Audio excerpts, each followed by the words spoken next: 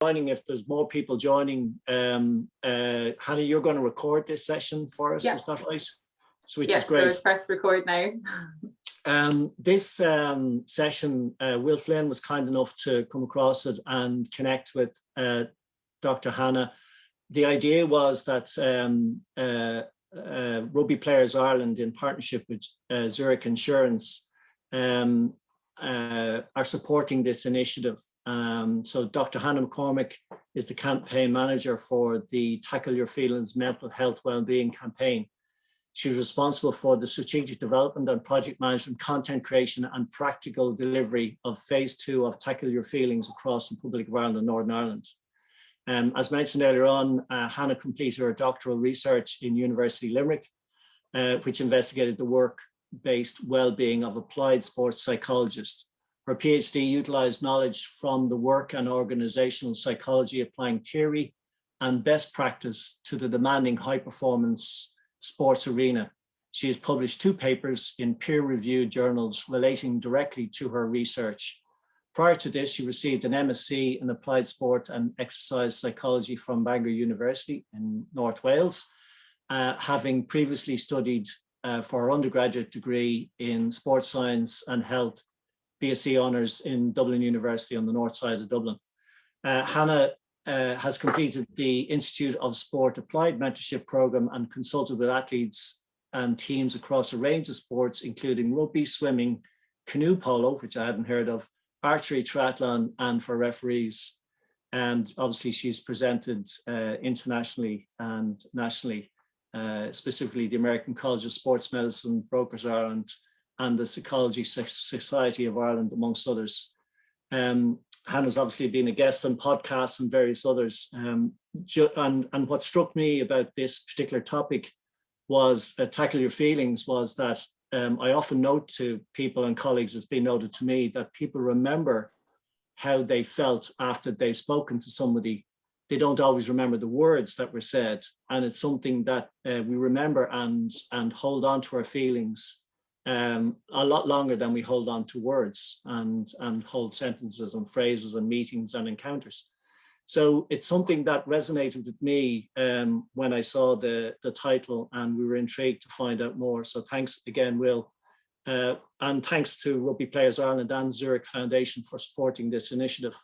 That said, just from my role in SureSkills point of view, I just wanted to underline one thing to everybody, is that there's only really one message from me, and that is, let us know if you've any feelings. Let us know if you've any negative feelings or otherwise. Reach out to a friend, a colleague, a manager. Please make sure that you keep in touch and let us know how you're getting on and how things are going. And also, just if you're feeling well and you're able to spread the word, maybe spread the word about this initiative, and spread the word about that idea of reaching out and expressing your feelings. When somebody asks you, maybe just let them know how you are feeling. There are lots of supports out there outside of some of the things that we're doing in SureSkills, but also widely available. And I won't go into that. Maybe we'll post some links on some stuff that Hannah has later on. But with that, I'll just hand over to you, Hannah, and I appreciate again, thank you for your time.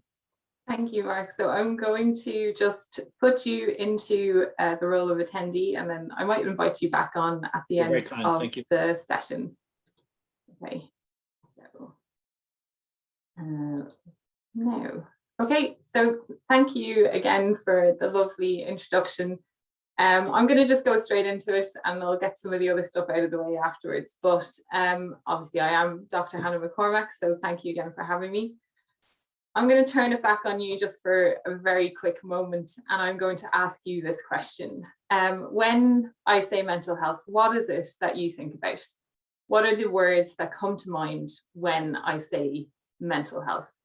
Now, I'm not going to ask you to put your suggestions or anything into the chat, or I'm not going to do a poll right now. I just want you to keep that question in your mind for the next few minutes, and I will give you an answer very shortly. So I do want to take the moment just to say thank you very much for having me. SureSkills, I know that you do a lot of kind of training and development in other areas, so having us in to kind of help kind of introduce the concept of positive mental health and well-being is it's such an honor to be able to be here this morning. As Mark alluded to, I work for Rugby Players Ireland. Rugby Players Ireland are the representative body for all elite national level rugby players around the country. We look after the well-being, the development and the representation of all players from Connacht, Ulster, Leinster, Munster, the women's 15s and the men and women's 7s. And the aim of Rugby Players Ireland is to make Ireland the best country in the world in which to play rugby, and Tackle Your Feelings is part of that for the players. And it's also something that we obviously bring to you. Zurich Insurance, so Zurich Ireland, and the Z Zurich Foundation, which is the charitable arm of Zurich International, have been deeply involved with the player development programme in Rugby Players Ireland for many years, and they sponsor the Tackle Your Feelings programme in all aspects. So we have obviously the workplace programme, the general programme, and we have other arms that exist under Tackle Your Feelings as well. So I'm just going to give you a really quick outline of the session. Going to answer the question, what is mental health and well-being? Then we're going to touch on stress and worry, and the stress and worry that a lot of people have been experiencing over the last couple of months. Or I keep saying the last couple of months, but obviously almost over a year now. Then I'm going to talk about kind of that toxic positivity and the idea that even though this is a positive mental well-being campaign, being positive all the time is not necessarily what we're striving for here. And I'm going to give you the secret of how you can guarantee your own health and happiness in the long term. I'll finish off then with a Q&A session. I will invite Mark back on to the stage. So Mark, get yourself ready for that towards the end, just to help with the Q&A session. But throughout the webinar, do not be afraid to put stuff into the chat function and submit any questions that you might have at any stage. You can obviously do that anonymously, and I will not read out anyone's name who has submitted anything. I also have a few questions that were submitted ahead of time, which I can answer later on. So moving on, what is mental health? So a lot of the time when we say mental health, people immediately will think of poor mental health. And some of you may have done that in the last couple of minutes. You may think of things like depression, anxiety, maybe even certain mental illnesses or mental disorders such as bipolar, schizophrenia. That is not what mental health is only about. It definitely encompasses some of mental health, but what we want to get across is mental health is much more than just poor mental health. Mental health is actually your feelings, your thoughts, your emotions, and your mood. We are all experiencing these at any given moment, and all of these things can change at any given moment. So the feelings, the thoughts, the emotions and mood that you're experiencing right now aren't necessarily going to be the same as they were an hour ago, or 2 days ago, a week ago, a couple of months ago, and definitely not the same as this time last year. Our mental health can be positive, it can be in a good place, and it can also be in a bad place. And like I said, it is down to how we are feeling, what we are thinking, the emotions we experience, and the mood that we're in. Something to kind of take note of is that even if you are in the same situation as someone, your mental health is not necessarily going to match their mental health. How we have been experiencing the past year, how we've been experiencing COVID and everything that it's brought along with it has affected people differently. So even though we are in a similar situation as our colleagues, as our family, as our friends, how it has impacted us isn't necessarily the same. And that is very, very normal. It is not reasonable to think that all of our mental health will have been the same and consistent as anyone else's, or even as how we were doing a couple of months or a year ago. So the good thing to know is that we can have an influence on our mental health. It doesn't have to be bad, and it doesn't only have to be good. Chances are that we are somewhere in the middle. If you look at it, that mental health is on a continuum, where on one side we do have the poor mental health, and on the other side we have very positive mental health. Chances are we exist somewhere in the middle, and that's where we usually consistently exist. And what we want to do is try and encourage people to move towards the good side of the mental health, while also protecting themselves from poor mental health. One way that you can do that is kind of maybe focus in on your mental well-being. So then the question comes up of, well, what is mental well-being? So mental well-being, and the way we talk about mental well-being in Tackle Your Feelings, is that it is the balance or the equilibrium between the challenges that you face and the resources that you have. So I have this diagram I'm going to obviously show you now of what I mean by that. So as you can see on the left-hand side, we have a big down arrow with challenges written on it. And that's because when you experience a challenge, it is going to have a negative impact on your perception of well-being. It is going to negatively affect how you are feeling, the mood that you're in, the emotions that you experience, and even the thoughts that you have. If you look in the top left-hand corner, you'll see some of the challenges that we have been going through lately as a collective. The biggest challenge obviously is COVID. This is something that we never expected to happen to us and hopefully will never have to happen again. And it is one of the biggest challenges that we will ever hopefully have to face. Along with COVID, we've had work stress. Now, work stress is something that we experience regardless of whether or not there is a global pandemic happening. But obviously some of the work stresses that we experience have been exacerbated in the past year or so. And that's because we have been working from home, or some of us have been working in the office or doing kind of a blended approach to both. Along with work stress, often people will experience money problems. And money problems are something, again, that happen inside and outside of COVID. For some people, COVID has exacerbated that challenge as well. One of the biggest things that we have lost through COVID is that connection with other people. The lack of connectivity through working from home, through the restrictions that we faced, these have all left us feeling a lot more isolated than normal.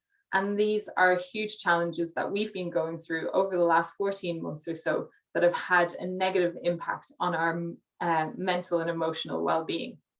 Now, if you look at the right-hand side of the diagram, you'll see that there is a big up arrow with resources written on it. And that's because the resources that you have are going to have a positive impact on your perception of well-being. And when you are facing challenges, it's the resources that are going to bring you back to that feeling of balance or that feeling of equilibrium. So you can see again, I've got a few resources listed: resilience, support networks, the values that you have, your communication, how you communicate, how you listen. And one of the most important is self-care and self-compassion. And I'll be going through some of those in a moment. Now, that's not to say that you only need to use your resources or you only need to concentrate on your resources when you are experiencing challenges. The truth of the matter is that if we were able to take that big down arrow with challenges written on it away, the resources will still play an important part on improving your perception of mental well-being. By working on our resources when things are going well, we are going to boost our perceptions of mental well-being. And to steal a phrase from positive psychology, we can end up living our best lives. So that is where Tackle Your Feelings comes into it. What we want to do is highlight the resources that you have and highlight the fact that you do have an element of control on how to build your resources, which means you have an element of control on your mental well-being. Now, I'm not saying that by working on your resources that the challenges in life will never affect you or that they won't happen. It just means that you will be better able to deal with the challenges that you have. So I hope that gives you kind of an idea of what I'm talking about when I say mental health and mental well-being. And most importantly, that we do have control over it, that we can improve our lives and we can improve our own mental health and well-being by being proactive, by working and looking after our resources, by building and maintaining the resources, and not only focusing on our resources or trying to improve our resources when we are going through challenging times. We all want to have that boosted perception of mental well-being. We all want to live our best lives. So why not look at that from the perspective of it as something that we can improve all the time? An analogy I use often is, and I'll be using it because forever probably because I'm working for Rugby Players Ireland, is that even the fastest players on the team will practice their speed drills. They will engage in sprint training. So the wingers, the centers, they don't stand on the sideline when the team is sprinting or practicing those speed drills. They'll be there front and center trying to get better. And that's the attitude that we want to encourage people to have when it comes to their mental health and well-being. So that's that. Now I want to talk about some of the challenges that we have been going through. There has definitely been an increase in the stress, worry, or even that feeling of anxiety since the onset of COVID. Not only have we had our usual challenges, like I said, the work stress, the money problems, relationship issues, even just kind of lack of time can be a challenge for us. Now we have a global pandemic that we have been trying to deal with and manage. The thing is, when the global pandemic hit, a lot of people kind of thought, well, originally we were going to be working from home for maybe 2 weeks, and then maybe it was a month, and then it was a little bit longer. But all of a sudden we had this free time, and this free time was where we were supposed to be able to learn a new language or practice a new skill or bake everything under the sun. And there was almost this extra pressure to be what I call a super survivor. This was an unrealistic expectation that we had on ourselves, because not only were we dealing with everyday challenges that life had, we all of a sudden, like I said, had a global pandemic to start worrying about. We had our own physical health to worry about. We had the physical health of our loved ones to worry about. We had to all of a sudden start working from home. We had to create an environment that was reminiscent of a productive work environment in the place where we usually relaxed and took time out. For some, we had to deal with childcare issues or homeschooling.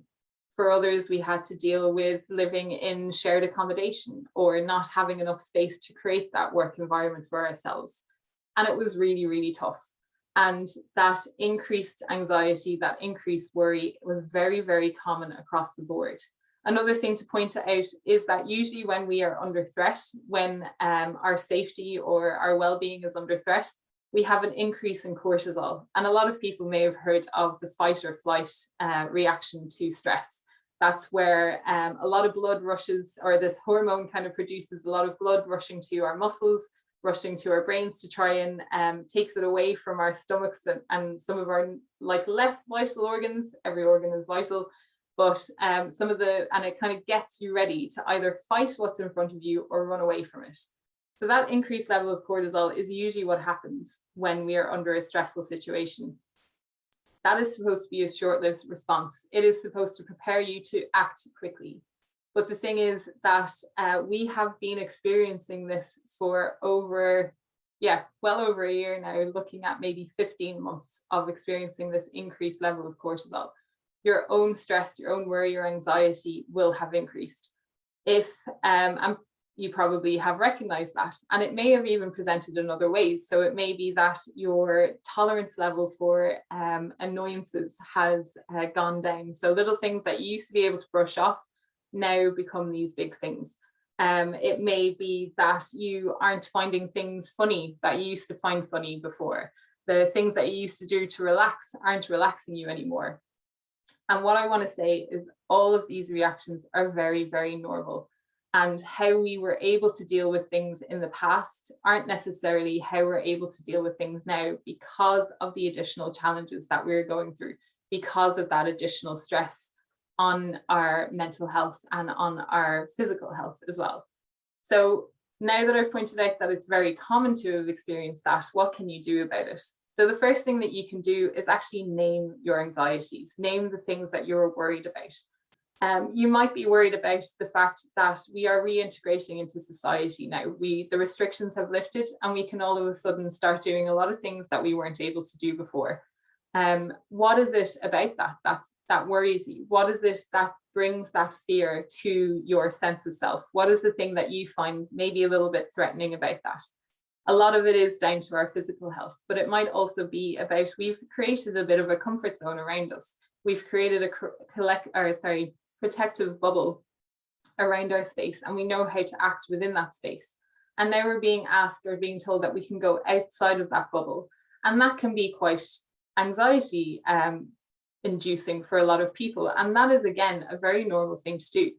But what we want to do is make sure that we are aware of what it is that we are stressed or worried about. When we are aware of what we are stressed or worried about, then we can start acting on how to deal with it.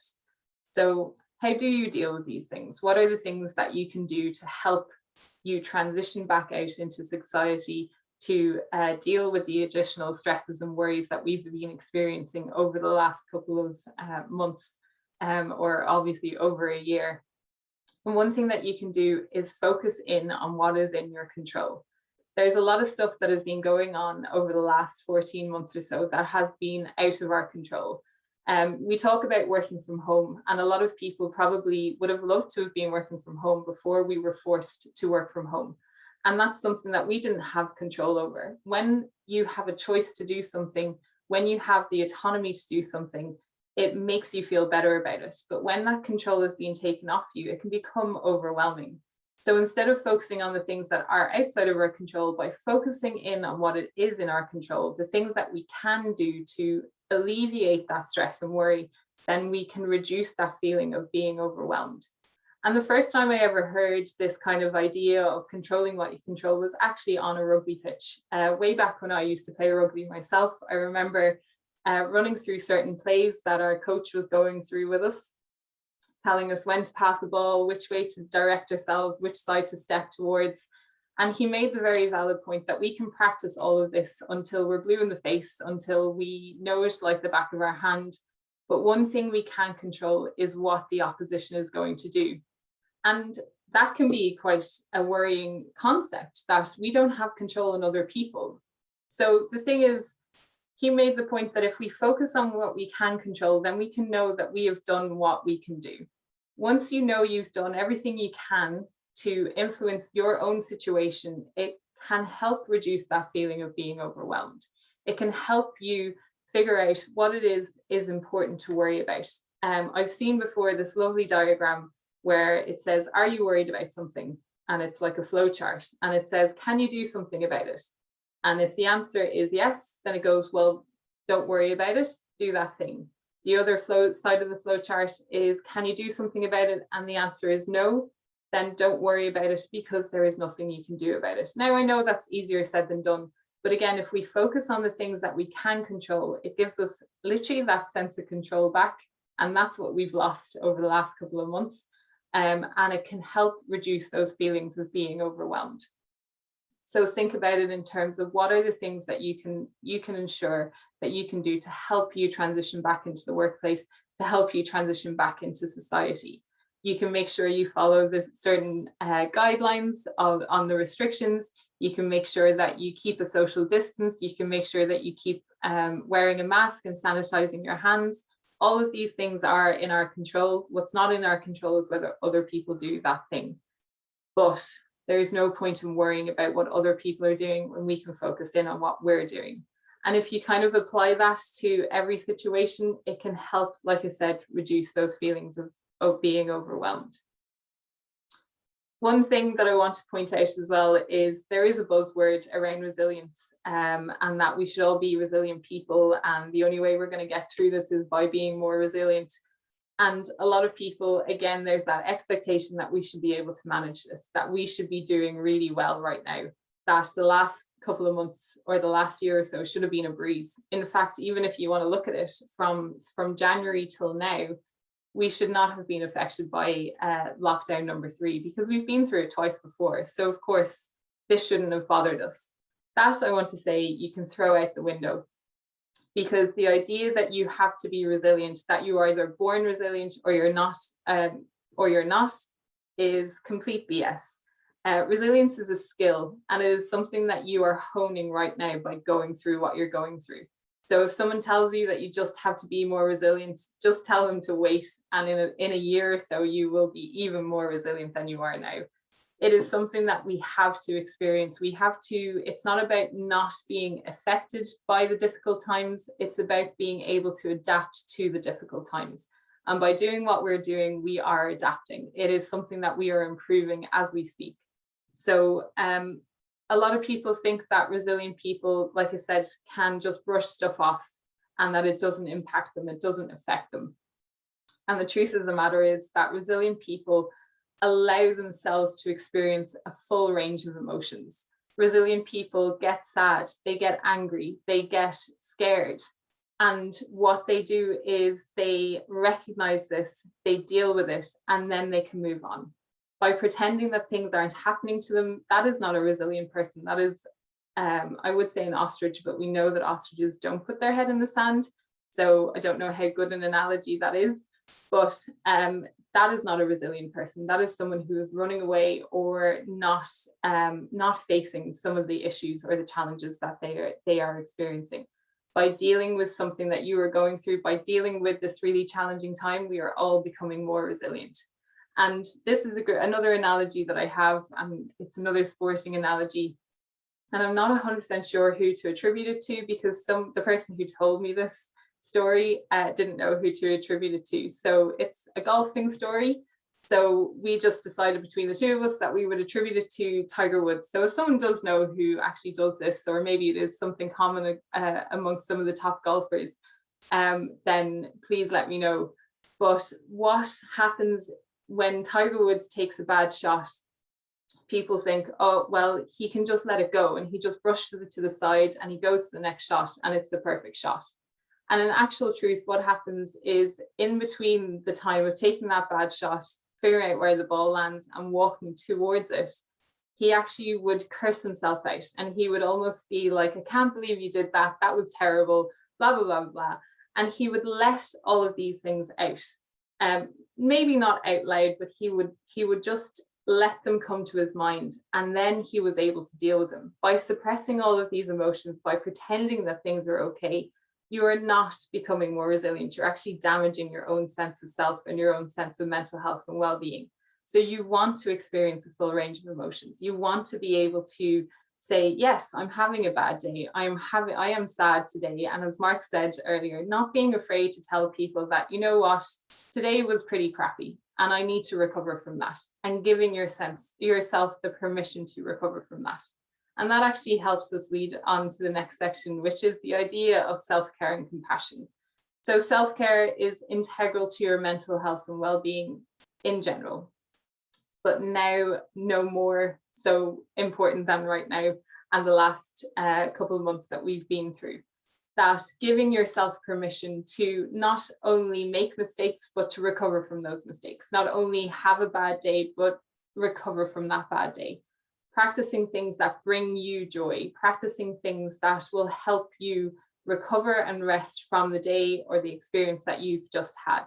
And that's what that self-compassion is about as well. So self-care is the practices that you do. So the certain tasks, or the certain, tasks is the wrong word, certain practices or things that you do to help you recover. And self-compassion is giving yourself the permission to do it.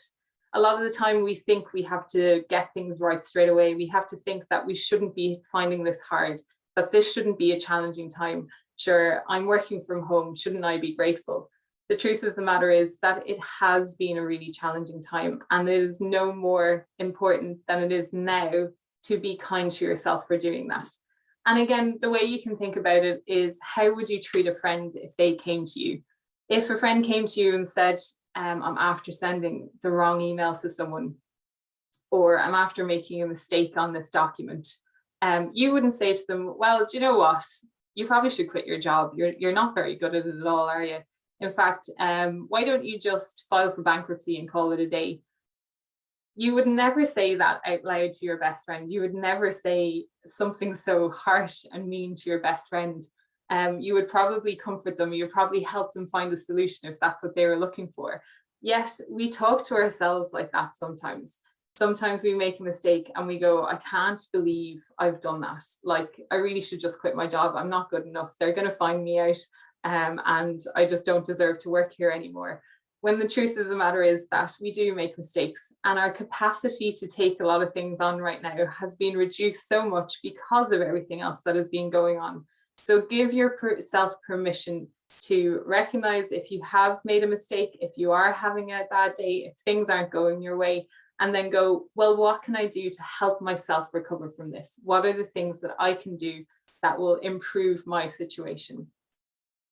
One trick that I have, and again, this was something that was told to me by a previous coach, was when the coals are lit, barbecue the steak. So it is, I know it's only Wednesday, but it is a beautiful day for now here in Dublin. And hopefully it's similar wherever you guys are. And you might start thinking about barbecues. We're supposed to be in the summer now, so it should be barbecue weather. So I assume everyone has had some sort of experience with a barbecue. And we all know that if you're using a charcoal barbecue, there is no point in putting the steak on the barbecue if the coals aren't hot enough for that barbecue. Because yes, it will get cooked, but it won't be the nicest steak that you've ever had. It will just be okay. And what that means is when you have the capacity to do something, that is when you should do it. Don't force yourself to do something if you don't have the capacity to do it. Like I said, I first learned this in a sporting context. I was doing some weight training and I was complaining that I was really tired and I didn't know if I was going to be able to lift something. And my coach said, well, when the coals are lit, barbecue the steak. If you need to take a day to do just the basics, take that day to do the basics. If you know you are a morning person who can get up in the morning and be full of the joys of life and get straight into your work and you can produce your best work, that's when you should organize to do the big tasks. If you are not a morning person, if you struggle to get out of bed in the morning, if you struggle to wake up and get your brain ticking over some of the important tasks, maybe push them out until the afternoon. If you experience that 3 o'clock slump, try and plan your day so that you either give yourself a little mini break around 3 o'clock, get up, stretch the legs, maybe get outside if you can, walk around the apartment, walk around the house, wherever you are. Give yourself the permission to take the time when you know you're not going to be productive. Because if you try to be productive when you don't have the capacity to be productive, you are not going to do very well. You're going to find it hard, and then that can kind of snowball into having a bad day. And that's what we want to avoid. Another thing that you can do is say no. And this is both in a work context and in a personal context. Now, I'm not saying that you should say, turn around to your boss and go, you know, that really important job that you gave me, I'm not going to do it. But it might be about taking on more work. It might be about taking on more responsibility when you have a lot already going on. Like I said, the capacity to take on new tasks is not something that you should expect yourself to have right now. Now, if you're one of those people who says, well, actually, I have loads of time, I have loads of energy, and I want to do more stuff, then absolutely say yes to that. But do not be afraid to say no if it's going to negatively impact your mental health or your mental well-being. And I want to make that very clear in terms of in your personal life as well. We are in the process of reintegrating into society. We can now go and visit people in their garden. We can visit people, or we can congregate outdoors if it's an organized event. There are a lot more things that we can do that we weren't allowed to do before. And that can be quite overwhelming. And there can be that pressure that we should say yes to everything, because if we don't say yes, then we're a party pooper or we are ruining the fun for everyone else. And I just say, again, that's another thing that you can push off the table and label it under BS, because there is nothing more important than your own mental health and well-being. And I'm going to just show you this quote. So this comes from Greg O'Shea. Some of you may recognize him. He plays sevens for Ireland, and he was on this little kind of international TV show competition that he won a couple of years ago. But we asked him about the idea of saying no, and this was his response. I felt like I had to do everything for other people to keep them happy. But what I decided, I sat down and said, it's me, I have to take care of number one first. And that's the sentiment that I want you to take forward from today as well, is that you are the most important person in your life. If you are not doing very well, then you can say no to certain things. If you aren't comfortable doing something, then you can say no to that thing. Saying no does not mean that you are losing the opportunity to do something forever. It actually means that you're able to say yes to something else, something that might be more beneficial to you, or something that's even bigger and better. And if you are looking for that permission to say no to your fourth barbecue in one weekend, then I will give you the permission to do that. Okay, next bit. How can you guarantee long-term health and happiness?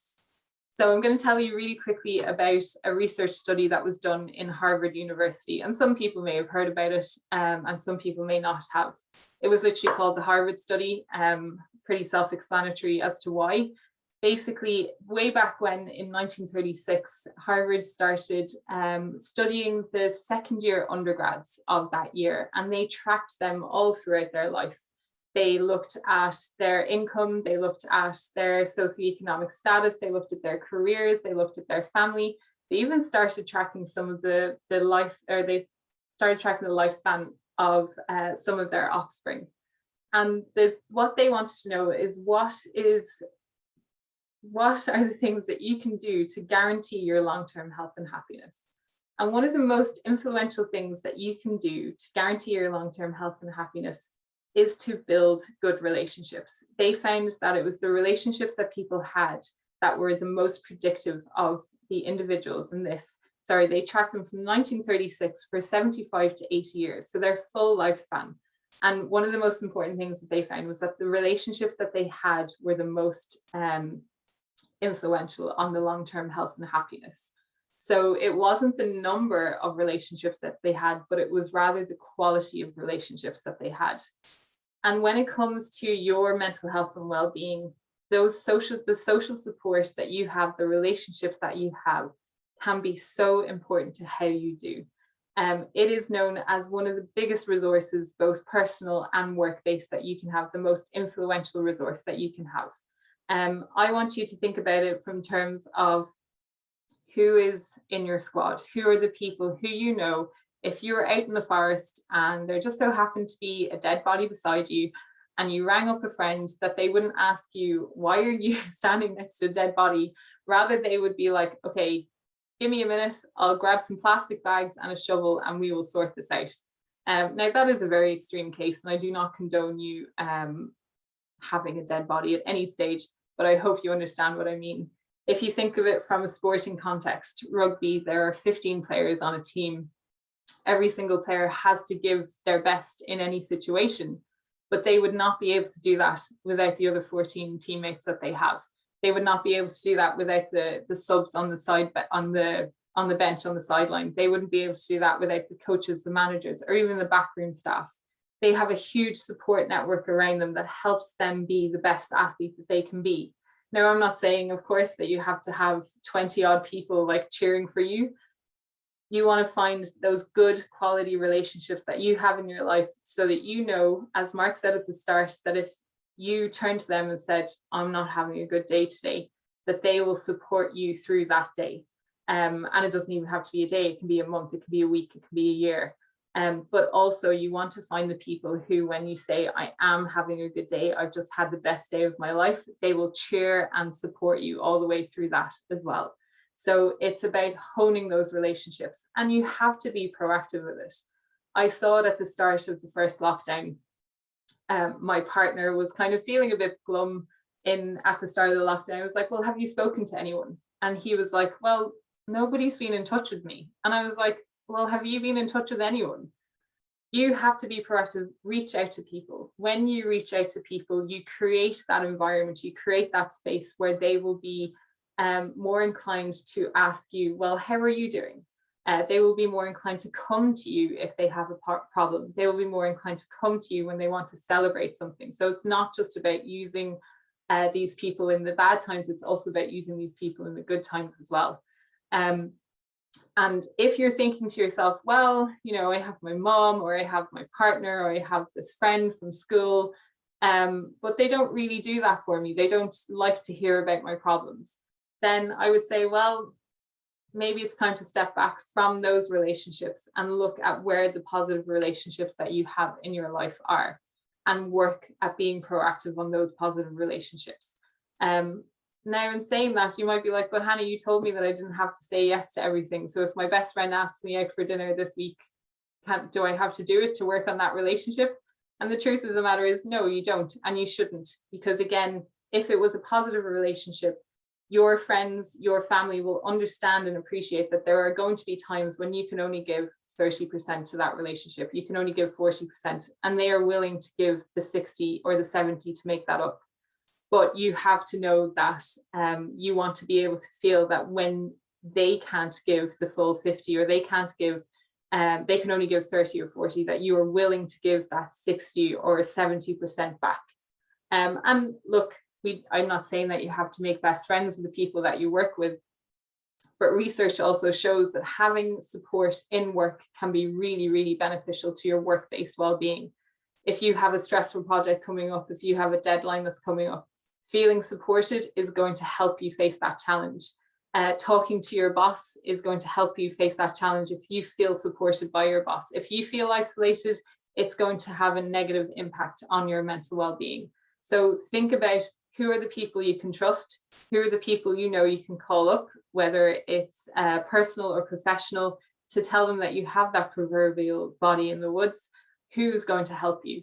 Who are you willing to help in those situations? And think of ways that you can improve those relationships, whether it's organizing coffee mornings with them, whether it's organizing a socially distanced walk, whether it's organizing a chat that isn't necessarily revolved around the thing that you are both doing together. And look, I appreciate that if we have some men on the call that you might be like, well, I don't really know how to have those conversations with my friends. Find a way to do it. Suggest doing something active. We know that men kind of respond better by doing something else, and then a conversation happens, whereas women can very much out and out say, I need to talk to you. What are we going to do about it? So there are ways to reach out. There are ways to find those people and to work on those relationships.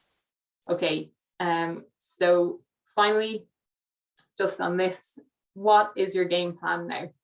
So I've given you some tips, I've given you some, I've highlighted some of the resources that you can have. I've highlighted that it's very normal to be feeling stressed and anxious and a little bit more worried at the moment. What are you going to do about it? The only way that you can help improve your own mental health and well-being is, like I said, taking control of your own mental health and well-being. You would have all been introduced to the Tackle Your Feelings app. Everything that I've said today, there is a section in the app which will give you a little bit more information than I've been able to give you, and then give you some exercises to do with that. But the most important thing is it has to be something that works for you. Try things out. If they don't work, don't force it. If it isn't bringing you joy, don't force it. If you are not getting that kind of rest and relaxation from something, then don't force it, but figure out your game plan. Make a plan. I read an article before about a guy who was taking a mental health day in America. So there's something that's a lot more kind of common over there. And he said on his mental health days originally, he would find he actually felt quite guilty for wanting to relax, for wanting to take a break, for wanting to take a nap. He would take a nap and he'd think he'd wasted his day. So he decided to take a different approach. And what he did with his next day off for his next mental health days, he actually scheduled in a nap. And he said it gave him a sense of achievement because it was something he intended to do. And then he did it and he didn't feel guilty anymore. So you can have all of this knowledge in your head. You can know what it is that you should or shouldn't do. But until you actually plan it in and until you follow through with that plan, it's not going to have a positive impact. So that's what I want you to think about as you are leaving this webinar in maybe 15 or so minutes. What is your game plan? What are you going to do? So that's my bit.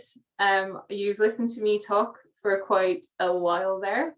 So I'm going to invite Mark back up to, I say on stage virtually, and see if there are any questions that have come through, or obviously if anyone has any questions, to submit them through the chat function as well. So Mark, I think you're still on mute there. The phrase of the year. Thank you, Hannah. Appreciate that. That was super. Thank you.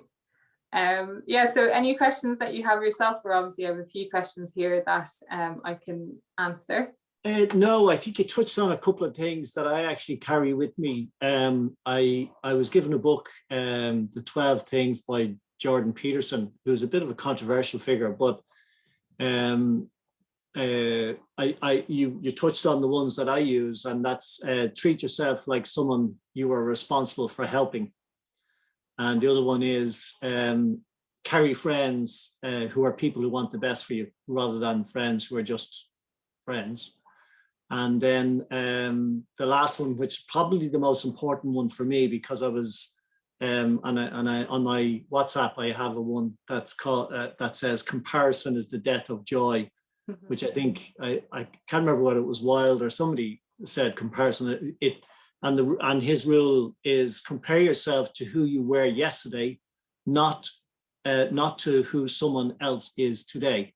So if somebody else is doing better than you, or maybe happier than you, or whatever, don't compare yourself to them. Compare yourself to maybe how you were yesterday, where you've made a little bit of progress. And the last one is share a dream, however small. Share a dream with your colleagues or your family or your friends or your spouse or your girlfriend or whatever, because dreams are what get us up in the morning. So those are the things that I try and carry with me, but also I think you touched on many of those in terms of trying to manage and help yourself. I don't see any questions there. We've a bunch of people on, so you've either touched on everything or we're all tired and looking forward to our lunch break. Yeah.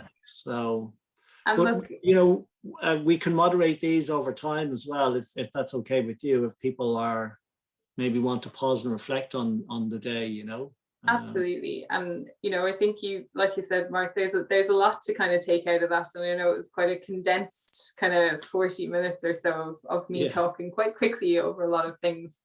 But I think there are and I have some key points that you can take away at the end, but there are definitely things that I think we can practice more, and we can practice more on a daily basis. And obviously practicing them now while we're still dealing with COVID and the global pandemic is going to be really it's going to be really important to us.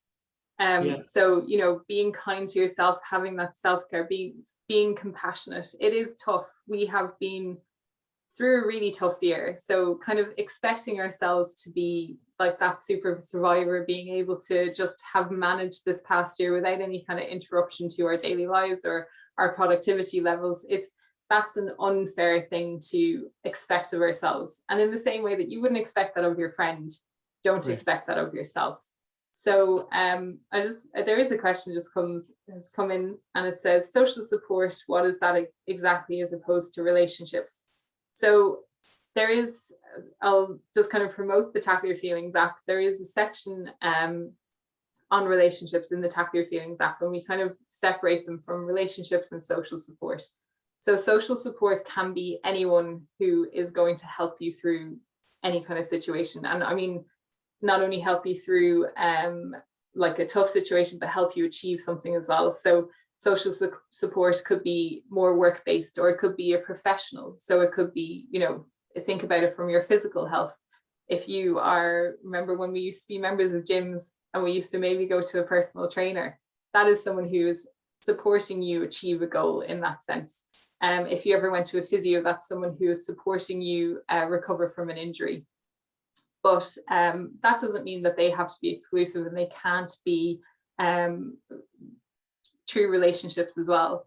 Relationships can be seen as there are people in our lives who we are connected to, whether we like it or not. Sometimes we don't have the choice, right? So we have familial relationships, we have friends, like you said, Mark, who have been friends for maybe years and years. And sometimes it's good for us to take stock of those relationships. They are people who potentially know more about you than your physio or your personal trainer. And you want to kind of say, well, is this a positive relationship? Are these people giving me that 70% when I can only give 30%? Are these people supporting me when I'm going through a challenging time, but are they also supporting me when I have a success or when I have a win? Irish people can, I think we downplay, we can be very modest with the things that we achieve. And sometimes, and I'm sure we can all think of at least one person, whether it's a family member or whether it's someone from our hometown who we know has kind of been like, would you look at them up in the big city enjoying their lives? They're not supported. That is not a good relationship. That is not someone who's supporting your wins. So you want to have positive relationships in your life who, when the going gets tough, you know that you can rely on them, or that they're going to be there. And when you are experiencing the best day of your life, that they're there cheering you on with a banner and a flag waving it around. So I suppose that's the very slight difference. But again, those people can cross over. So your friends can become your social support, and your social support can become your friends. So I do have a question that was asked earlier on. It was submitted before, and it was, what do you do when someone comes to you and says that they are going through a tough time? How do you support someone who is experiencing poor mental health or poor mental well-being? The first and foremost, most people will want to just talk about it. There is a lot of relief when you get something off your chest.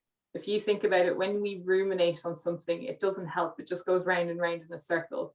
So often being able to verbalize it is the first step towards kind of almost admitting out loud that there is an issue going on. So if someone comes to you and says, can I talk to you, or I'm having a tough time, the best thing that you can do is listen to that person. Listen and don't judge them. Don't try and compare their experience to your experience. If you remember at the start, even if we are going through the same situation, it's not going, how we react to it isn't going to be necessarily the same. A lot of times we just need someone to talk to. We need someone to be our sounding board. If that person then says, what can I do about this? Then that's when you can maybe offer a solution. You can potentially empathize and say, well, I went through something similar, or this is what I would do, and then support them through that. Sometimes support is actually directing them to someone else entirely, whether it's through work, saying, oh, look, if you're really struggling with this project or this piece of work that you're in charge of, then maybe going to a manager. If it's something maybe personal, maybe it's suggesting they go and see a counsellor or speak to their doctor. And what I would say is a lot of the time, again, it's that feeling of isolation, that we're the only ones going through this. So if someone says to you that they are having a more challenging time than they expected or that they hoped, that you say, well, look, I'm here to listen when you need me, but there are other people who can help you and provide solutions. And if you want me to support you in getting that help, I'll be there for you. What I would say is, it is not your responsibility to solve someone else's issue. Don't ever feel that you have to take on that responsibility. And I think, especially if it's a partner, if it's a family member, or even a colleague, sometimes we feel like, well, what can I do? Well, I need to do something right now. And the truth of the matter is, that's not your responsibility. As well, it comes back to that social support and that relationship, and figuring out, if you have a lot going on at the moment and someone comes to you and they say they're having a really challenging time, if you don't have the capacity to deal with that, don't feel that you have to. Explain to the person, look, I don't necessarily have the ability to listen to you. I don't necessarily have the ability to have a chat. I have a lot going on, but look, these are other supports that you can go to. So try not to just dismiss anyone, try not to solve their issue for them, and definitely don't judge them for what they're going through at the time. So I hope that kind of makes sense. It is actually quite a common question that we get as well. So yeah, another question that's come in, how do you kind of manage working from home? So that's a very broad question. And what I would say is, it's really important, and it kind of fits in with that, only barbecuing the steak when the coals are lit. Create those boundaries around your workplace. A lot of us are now dealing with trying to work in an area that we used to relax in. And we can't necessarily escape it, because there's nothing else to go to, because we've been stuck in this restrictive kind of movements and restrictive environment. So try and create a boundary. One of the things we do, we may not miss the morning commute, but it's actually a really beneficial thing for us, because it kind of readies us for going to work. And the evening commute is the same. It allows us to detach from the workplace. It gives us a physical detachment from where we are working, which gives us permission to turn that switch off from our working brain. And that's something that we haven't been able to do necessarily. Now we're getting into the summer. It is Irish summer, so guaranteed it's probably going to rain at 5 o'clock this evening. But if possible, when you're finished your work day, close the laptop down and take yourself outside. Do what's called a fake commute. So even if that's just a walk around the block, a lot of us used to leave work and go straight to the gym. So maybe it's just a case of doing some sort of workout, whether it's indoors or outdoors. It can still be beneficial. And it just kind of gives you that internal switch of, I am not working anymore. Whereas if you just kind of go from looking at your laptop, sitting in front of your laptop, or being on your phone, to being on your phone or your laptop in a different place, you haven't actually switched off from work. And that is really important. There's a difference between, there's a phenomenon called workaholism, which I studied in my PhD, and then there's, which has kind of slightly similar characteristics to someone who is very work engaged.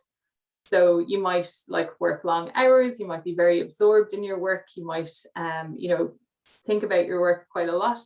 But the main difference between someone who is a workaholic and someone who is engaged in their work is their ability to switch off and detach.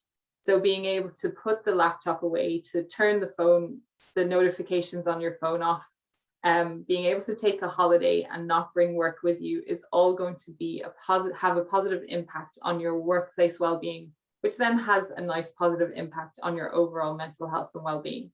So figure out ways that you can create those boundaries. For some people, it might be, if you're lucky enough to have an office that you work in, close that office door, and if possible, do not go back into the office for the rest of the evening. If you don't have an office, close the laptop down and put it into a drawer, or hide it in a cupboard, or put it back in its bag, and put it away, because there is a little bit of out of sight, out of mind. But I would say do something that works for you. And like I said, exercise is very important. Physical activity is very important. So if it's just going for a walk, if it's going for a run, if it's getting outside of the house at the end of your work day, that can help you switch off and detach from work. So that's something that can be really important while we're transitioning back to working in the office. So any last questions before we wrap up? And I'll just show a couple more slides before we go, because I'm very aware of the time here. No? Okay. Like Mark said, I'm more than happy to answer any other questions that you might have. If you like, my contact details might be there, and if not, I'm more than happy for them to be shared. But just to kind of give you some take-home messages from today's session. Think about, if you are experiencing that kind of additional stress and worry, what are the things that you can control? Think about controlling the controllables. Practice that self-care and compassion. Be kind to yourself, treat yourself like you would treat a best friend, and think of ways that you can kind of help yourself rest and recover, whatever they may be. Look to your support, whether it is your relationships or your social support. Check to see if they are positive. There are sections in the app which will help you identify those, and then come up with a game plan. What are the things that you are going to do? How are you going to schedule your day so that you can help yourself recover from everything that's going on? I was just going to show you this really quickly. We touched on lots of ways that you can be proactive about your positive mental health, but that doesn't mean that people aren't feeling overwhelmed at the moment. If you are feeling really overwhelmed and the things that you used to do don't seem to have a positive impact anymore, and that seems to have been going on for 2 weeks or more, I would definitely suggest you visit your GP and seek a referral to a mental health specialist. If you're based in Ireland, you can obviously text hello to 50808, and you can start a conversation with a counsellor at any time, day or night, 24/7. If you're in immediate crisis, obviously there is the Samaritans 24-hour helpline, and I definitely suggest you get in touch with them. There's lots of other ways that you can look into getting that support if you need that immediate support. All of this information is on our website, on the Tackle Your Feelings website, in the Need Help section, and through the Tackle Your Feelings app in the Need Help section as well. Just as a final plug, if you are on Instagram and you want to give us a follow, we're at TYF. We've loads of additional tips. We've got information coming from all of our ambassadors, and we even sometimes run competitions as well. And then finally, if you haven't already, do please download the app. It's free to download on Google Play and on the Apple App Store. And there's loads of additional resources and loads of additional information on that that you can access. And we even have some scientifically validated questionnaires where you can check how your well-being is doing at the moment. So thank you again so much for having me. I hope you got some stuff out of that. It was lovely to be able to talk to you, even though I didn't get to see any of you today. And any questions or any issues or anything, I'm more than happy to answer them after the fact. Thank you so much, Dr. Hannah, and we really appreciate your presentation. That was right on the money from my point of view, and I hope everybody enjoyed it as well. Hannah will share us a link to share with our colleagues who maybe couldn't attend, or maybe are we allowed to share it with family and friends as well? Yeah, I assume absolutely. so. Anyone who can benefit from it, we're more Anyone than who can happy. benefit. Perfect. You're very good. Thanks again, and thanks everybody for attending. Yeah, thank you, and enjoy your lunch. And hopefully, if the Yeah. sunshine sticks around, hopefully you can enjoy some sunshine today. We live in hope. Okay, thank you so much. Thanks again.